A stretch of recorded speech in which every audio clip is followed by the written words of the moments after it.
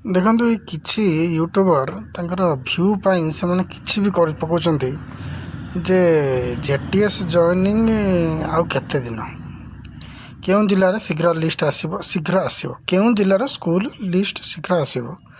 ୟାର ମାନେ ଏଇ ଯେଉଁ କୋଶ୍ଚିନ୍ଟା ହେଲା, ଏଇ କୋଶ୍ଚିନ୍ର ଆନ୍ସର୍ ଏଇ ଭିଡ଼ିଓ ଭିତରେ ଆପଣ ପାଇବେ ନାହିଁ।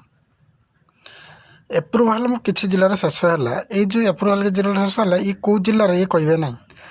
ଯାହା ଇନଫର୍ମେସନ୍ ଯାହା ଆସୁଛି, ଏମାନେ କିଛି ପିଲାଙ୍କର ଭାବାବେଗ ସହିତ ଖେଳୁଛନ୍ତି। ଆମେ ଅଲରେଡ଼ି କିଛି ପିଲା ଓରିଡ୍ ହେଇକି ଅଛନ୍ତି ଯେ କ'ଣ ହେବ, କ'ଣ ରେଜଲ୍ଟ ହେବ, ଡିପି ଅଫିସରେ କାମ ହେଇକି ତାକୁ ଏପଟ ସେପଟ କିଛି କରିଦେବେନି ତ କ'ଣ ହେଉଛି, ସମସ୍ତେ ଇଏ ଅଛନ୍ତି। କିନ୍ତୁ ଏମାନେ ଭ୍ୟୁ ପାଇବା ପାଇଁ ଦେଖନ୍ତୁ କେତେ ତଳକୁ ଏମାନେ ଖସୁଛନ୍ତି।